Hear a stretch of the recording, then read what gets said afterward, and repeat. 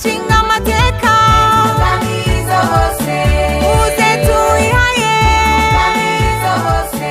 abarongozi bayo.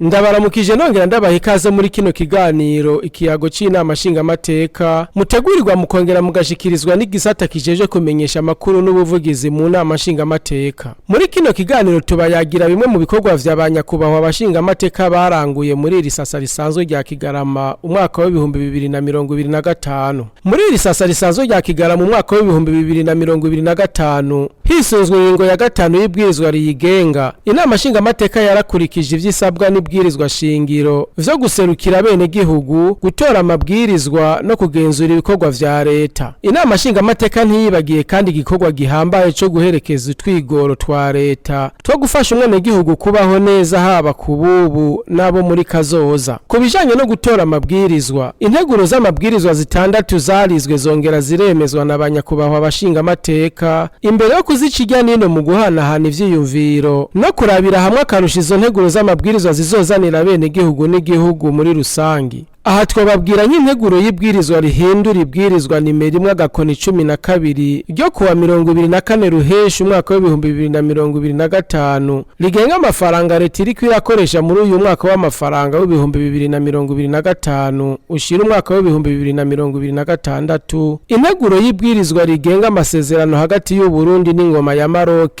kubijanye no kutariha kabira amatagisi no kugwanya urudandaza rwa magendu yatewe ku mukono kugenekerezo rya 12 Rusama umwaka wa 2025 iraba. Integuro y'ibwirizwa ijanye n'amasezerano yo gufashanya mu vy'amasoko ntanga nguvu hagati ya leta y'u Burundi n'ingoma ya Maroc yatewe ku mukono kugenekerezo rya 12 Rusama umwaka wa 2025 iraba. Integuro y'ibwirizwa rikinga ibigize ubuzima bw'umuntu bwo mwibanga. Integuro y'ibwirizwa rihindura ibwirizwa ryunganira ibwirizwa shingiro nimero 127 ryo kuwa 9 Kigarama mu mwaka wa 2021 rishinga imirimo y'igipolisi cy'u Burundi ingene gitunganijwe abakigize n'ingene gikora. Integuro y'ibwirizwa rihindura ingingo zimwe zibwirizwa nimero 119 ryo kuwa 14 Ntwarante mu mwaka wa 2022 rihindura ingingo zimwe zibwirizwa nimero 112 ryo kuwa 12 Rusama umwaka wa 2022 ritegekaniriza kazoza abakozi mu Burundi.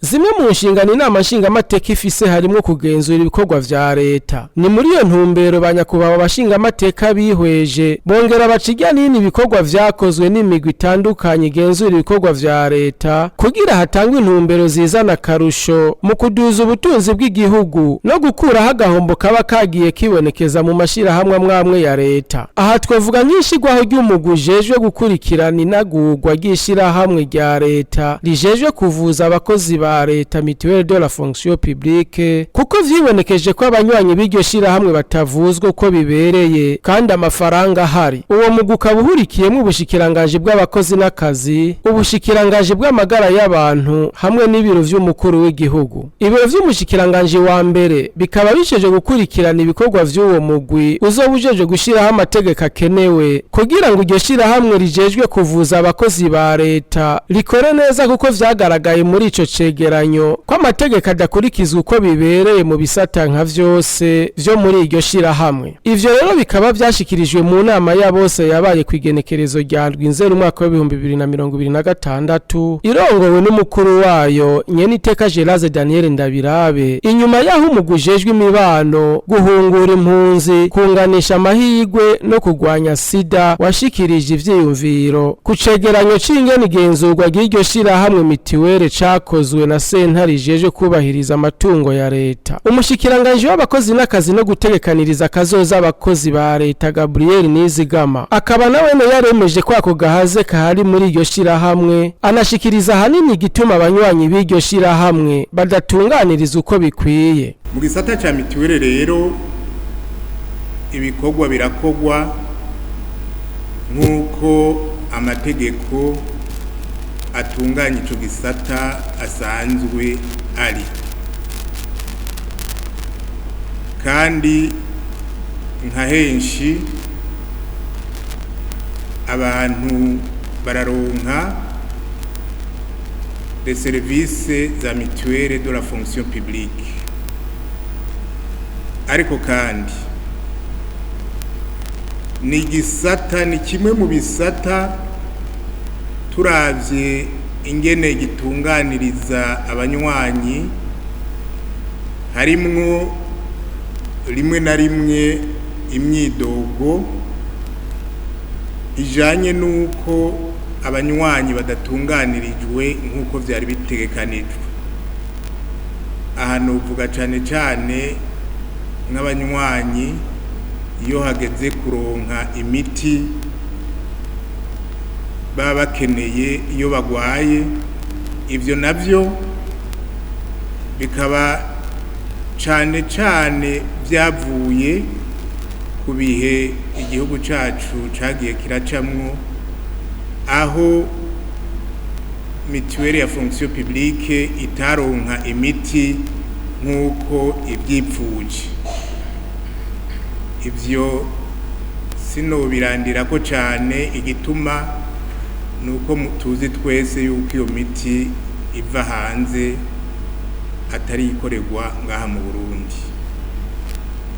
Ikindi nuko rimwe na rimwe usanga abarondera imiti yaba amafarumasi partenaire, amahopito canke amasantere de sante, usanga iyo miti batayironka nk'uko bavyipfuza.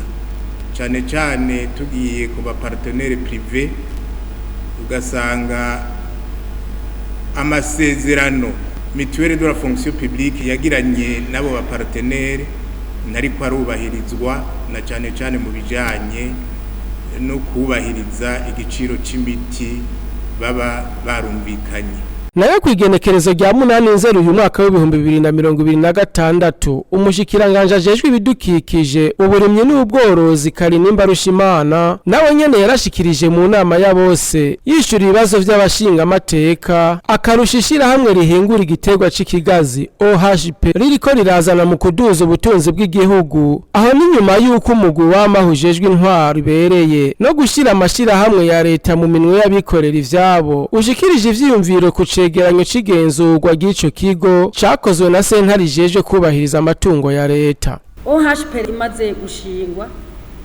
yihutiye kukwiragiza ibigazi mu turere twa Kumoso, Bugesera, Imbo ya ruguru cyane cyane. Ivyo rero bica bituma imirima y'ibigazi yiyongera, tuva kuri ya mahegitari nababwiye 518 duca dushikira amahegitari 43. Kuva mwaka w'2008 OHP yaratanguye kandi igikorwa cyo gusubiriza ibigazi bishaje byatiwe na SRD. Umwimbu rero uca utera wiyongera gushika no musi umwimbu turashikira itoni 57 n'ibiro 300. Nubwo biruko sentare ijeje kugenzura amatungo ya leta yarerekanye utunenge mu itunganywa ry'iryo hinguriro. Aha twovuga amategeko amwe atarashigwa ku gihe, urwego shingwantwaro rutagikora kuva mu mwaka w'2022 ushira umwaka w'2023, n'amadeni yatanzwe kuva mu mwaka w'2012 kugeza mu mwaka w'2018 atarasubizwa yose. Amasoko nayo akaba atangwa hadakurikijwe amategeko. Inama nshinga amateka yasavye OHP ko yoshira mu ngiro ivyo sentare ijeje kugenzura amatungo ya leta yasavye vyose ryongere gitunganye gushasha. Umushikiranganje Karinimba Rushimana yaserukiye leta mu kwishura ibibazo vyunganirwa by'abashinga amateka, yamenyesheje ko imbono ya OHP ari kugeza iryo hinguriro ku rwego rwo gushora hanze umwimbu waryo mu mwaka w'2060, aho rizoba rigeze guhingura amavuta angana n'amatoni 105.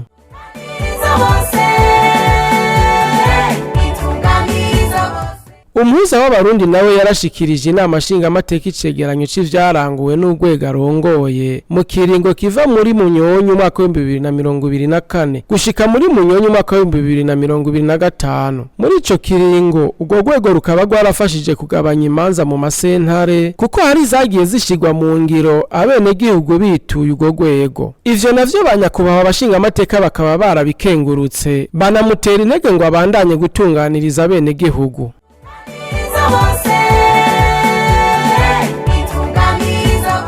Kuvyerekeye guserukira abenegihugu, inama nshingamateka yarifadikanije n'abenegihugu hamwe n'ibindi bigo vya leta mu bikorwa bitandukanye. Aha twovuga nko mu birori vyo kurahiza abashikiranganje ba leta y'u Burundi babiri, abo nabo akaba ari Alfred Ahingejeje, umushikiranganje w'ubutungane, agateka kazina muntu n'iterambere ridakumira, na Damien Niyonkuru, umushikiranganje w'inyubako, uburaro rusangi, gutwara abantu n'ibintu n'ibikoresho. Abo bashikiranganje barahiye kwigenekerezo rya 26 nzeri umwaka wa 2026 imbere y'Imana mushobora vyose, imbere y'umukuru w'igihugu hamwe n'imbere y'inama nshingamateka n'inama nkenguzamateka mu birori vyabereye mu ngoro y'inama nshingamateka mu Kigobe. Bakaba barahiye bavuga bati: Jewe Damien Niyonkuru, umushikiranganje w'inyubako, uburaro rusangi, ugutwara abantu n'ibintu n'ibikoresho, ndarahiye ko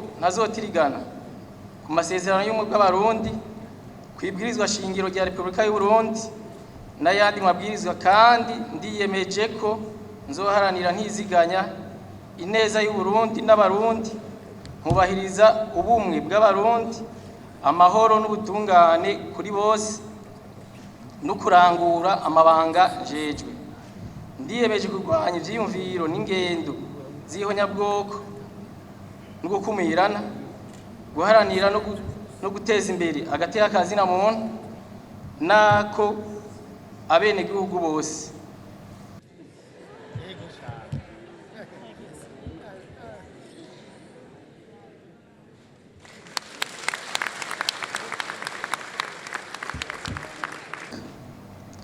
Jewe Alfred Ahingejeje, umushikiranganje w'ubutungane, agateka kazina muntu n'iterambere ridakumira, ndarahiye ko ntazotirigana ku masezerano y'ubumwe bw'abarundi, kwibwirizwa nshingiro rya Republika y'u Burundi n'ayandi mabwirizwa, kandi ndiyemeje ko nzoharanira ntiziganya ineza y'u Burundi n'abarundi, nkubahiriza ubumwe bw'abarundi, amahoro n'ubutungane kuri bose, mu kurangura amabanga njejwe.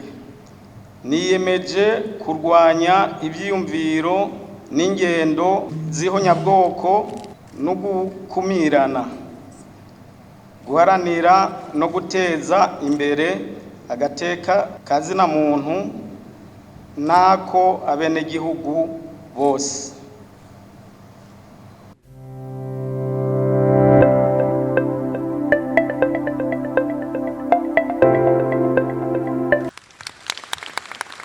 Indahiro zabo zikaba zaciye zemezwa na sentare yubahiriza ibwirizwa shingiro.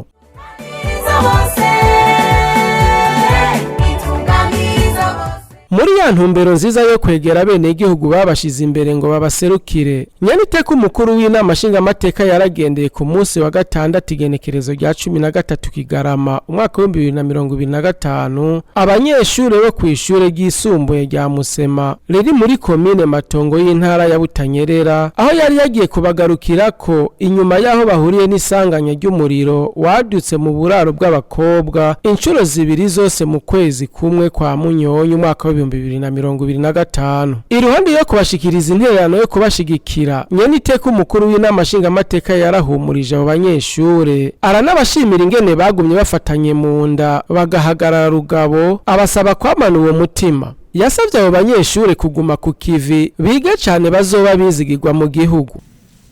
Twari twaje hano tuje kwifatanya namwe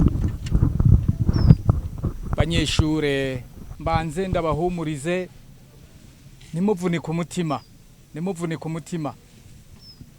nubwo mwagize ingorane ntimubandanye mwicurikira umwe aza kubaza uwundi umwe aza kuvuga ngo ni gute oya ntimusamare ahubwo mubandanye muje kubikorwa twese nuko nta wama ari mu bihe vyiza ariko ingorane ntizituma ubuzima buhagarara abantu bandanye bagira inguvu kugira ngo ubuzima bubandanye namwebwe ndabona ko mwihebuye icyo rero ni ikintu cyiza mubandanye mwihagarareko umurundi w'umutima ni umurundi yihagararako umurundi yiyemera umurundi w'umukozi umurundi afata mu mugongo abandi umurundi akomeza abandi mu mitima umurundi w'akarorero murumva ko ibyo byose rero muri mwebwe muzi ahubwo ari byo muganira uwo muzobona kumurasa n'ujonjogoye mubwiye uti chemka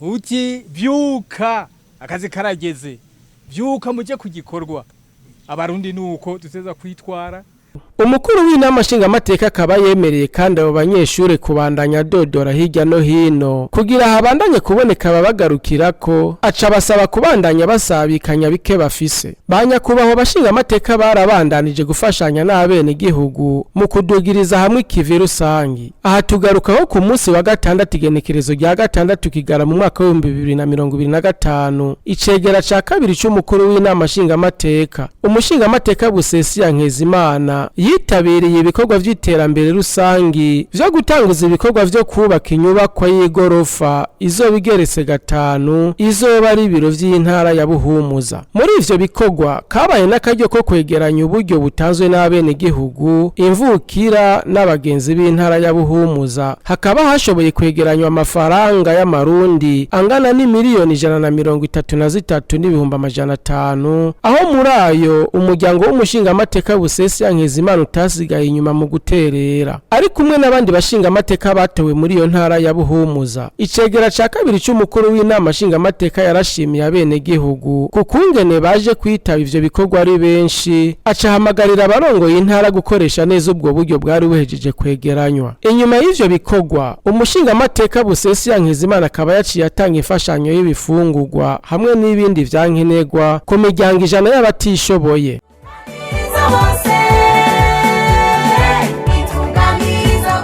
abashingamateka kandi baritabiriye amanama yo kwihweza ishigwa mu ngiro ry'imigambi y'iterambere mu makomine hamwe no gutunganya imigambi mishasha kwigenekerezo rya 15 zero mwaka wa 2026 abavuka komine ba Matongo mu ntara ya Butanyerera barakoraniye hamwe kugira bipfurizanye umwaka mushasha mwiza wa 2026 bakaba bari batewe iteka na nyene iteka Geraze Daniel Ndabirabo mukuru w'inama nshingamateka nawe nyene avuka muri iyo komine kakaba kabaye akaryo keza ko kwirimbura ku bikorwa vyaranguwe mu kiringo c'igice ca mbere c'umwaka wa 2025 ushira umwaka wa 2026 hamwe no gushikirizwa imigambi yihutirwa igiye kurangurwa mu bikorwa rero vyaranguwe komine yashize imbere ibijanye no kugwiza umwimbu mu burimyi n'ubworozi cane mu gushira amatongo hamwe no kugwiza ibiterwa njabukamazi nk'ivoka ya ruhere amabarabara yarasibuwe ayandi aragurwa na Nyaburya komine yihaye icivugo cyo kuba komine nyabagendwa ku mashuri birasi vyarubaswe eka n'intebe n'ibitabo vyaratanzwe naho biruko Mustanteri Janvier Kanyana amenyesha ko za nzoga zikaze zigisibije kandi ziriko ziba intambamye mu iterambere kuko zihungabanya imiryango mu migambi yihutirwa hashizwe imbere kubaka igorofa igeretse 4 izoba ari biro vya komine ikazotwara amafaranga arenga miliyari 7 z'amarundi bikaba bitekanije ko mu myaka 3 izoba iheze kubakwa ubu bikorwa bikaba bigeze ku rugero rw'ibice 10% nayo kubijanye n'indero hagiye gushinga amakomite ajeje gukurikirana indero ku mitumba kugira ngo ayo mafaranga yo kurangura iyo migambi ashobore kuboneka Nyaniteka Geraze Daniel Ndabirabo abona ko ivyo guterera atari byo boshira imbere ahubwo hoje imbere ibikorwa bivyara amafaranga ivyo navyo si bindi n'uburimyi n'ubworozi kuko ari byo vyashizwe imbere mu iterambere ry'u Burundi ivyo navyo bica mu mashira hamwe koperative koperative kuko ari yajejwe kugwiza umwimbu. Ategerezwa rero kwitabwaho mu kuronswa amatongo yo kurima, mu gukoresha ubuhinga bwo kurima kijambere, maze nayo agahamagarirwa kurima ku biringo vyose. Reka rero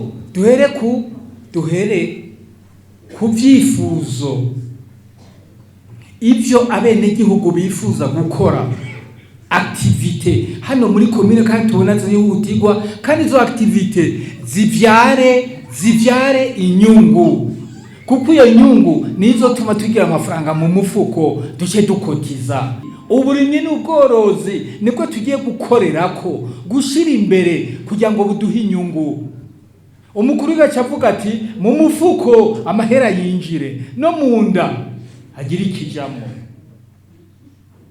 Ni guhera kuri aya mahera yinjira mu mufuko, n'uguhera na kiya kija mu nda ucumera neza, ukaba equilibre, kugira ngo mu mwimbu hacagira icyo ushira ku ruhande. Kijya ushira ku ruhande nicyo cyugaruka ukavuga uti ubu jewe ndi kanaka nitwa Bosco, nimumaro ko 200 aziye nzotanga miliyoni 100. Noneho amatongo tuyegeranye, ayatarimye abe identifiye, maze ajya tarimye tuje tuyaronderera abayarima. Ya masosiyete ko twamye tuvuga, ya masosiyete koperative, leta muri komine tuje tutaba komine tuti amatongo yose atarimye ara ya leta yaronderere abayarima, amasosiyete koperative. None aho no hari mari muze kuronderera ngo iki? Reka ndabireke. Noneho murumva twebwe ubu turiko turarondera yuko turima tout le temps. Mwavuze iby'imyavu muravuga ni turima tout le temps. None uzorima tout le temps hanyuma ntugire ikintu ukurayo, wa mwimbu ucugwira ngaho. Aho nitwikene mu vyihutirwa, kandi aha dushya dukora trimestriellement, imisi ijana dushya tugaruka hano twiyevaliwa, imisi ijana dushya tugaruka hano twiyevaliwa, baduha na resultat attendu. Ntituze guta umwanya, tuja tuza hano après 100 jours, tuja tuza hano tuti mutubwire muri komine, muduhe resultat ni muyitwereke, ni evaluation. Nyene iteka ati ivyo vyose ntibishobora kuja mu ngiro abavuka komine batagize umutima wo gukunda igihugu, gukunda komine bavukamwo, bakishimira kuva ku mutumba kanaka. Iyo niyo nyungu nkuru ihuza abavuka komine, maze bagakorera hamwe kugira badugire rimwe, bagana yambona kazoza y'ibihumbi 2040 n'ibihumbi 2060. Eka n'icegera ca kabiri c'umukuru w'inama nshingamateka, umushingamateka Busesi Nkizimana yarifadikanije n'izindi mvukira z'intara ya Buhumuza asanzwe avukamwo kwigenekerezo rya 21 Ruhuhuma umwaka wa 2026 ku mugwa mukuru w'iyo ntara, kugira birimbure ku bikorwa vyakozwe kuva mu kwezi kwa Mukakara umwaka wa 2025 gushika mu kwa Nzero umwaka wa 2026, bongere barabire hamwe n'ibindi bikorwa bitegekanijwe kurangurwa nk'uko vyashikirijwe na buramatari w'intara ya Buhumuza Denise Ndaruhekere. Mu bikorwa bimwe mu vy'iyo ntara yaranguye muri ico kiringo harimo ibikorwa vyo kubaka ibiro vy'intara ya Buhumuza, gukingira ibidukikije mu guca imikobeko, gutera ibiterwa njabuka amazi harimo amavuka n'ikawa n'ibindi. Yarashikirije ariko n'intambamyi haba izijanye n'ubukene bw'amazi meza, umuyaga nkuba, amabarabara atameze neza n'ibindi. Afashe ijambo icegera ca kabiri c'umukuru w'inama nshingamateka, umushingamateka Busesi Nkizimana yarakeje buramatari nabo bakorana ku bikorwa baranguye, acasaba ariko ko boza baririmbura bisunze intunganye ijanye n'ingene amafaranga akoreshwa hisunzwe imigambi itegekanijwe bije programme, bakerekana iyi ntara yavuye, bakaraba ko ivyo bategekanije babishitseko, bakaraba aho bageze n'ibisigaye gukorwa kugira ngo bashike kwihangiro bihaye.